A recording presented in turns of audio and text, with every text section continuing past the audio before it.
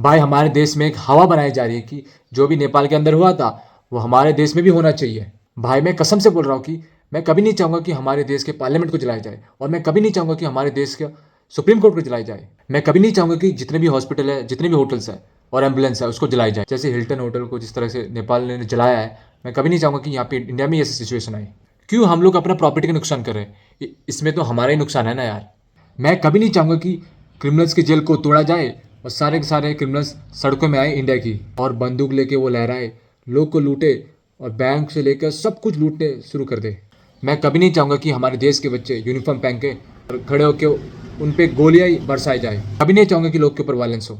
मैं चाहूँगा कि अपने देश के जंजीस अपनी आवाज़ उठाए, पीसफुली प्रोटेस्ट करे और अपनी हक की आवाज़ उठाए। अगर आपको लगता है कहीं पे भी गलती हो रही है, अपनी आवाज़ खुद बनो, आवाज़ उठाओ।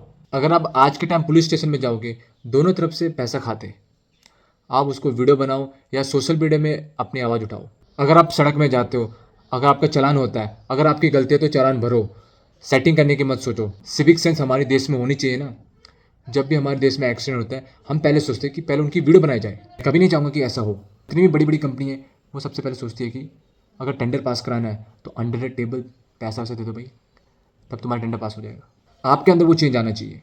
अगर आपको लगता है कि कोई मंत्री, एमएलए या कोई से भी नेता गलत कर रहा है तो आप उसके खिलाफ आवाज़ उठाना चाहिए तुरंत। और मैं बोलता हूँ कि सरकार को भी एक्शन लेना चाहिए, क्योंकि जैसे नेपाल में हुआ हूँ वो हमारे देश में ना हो।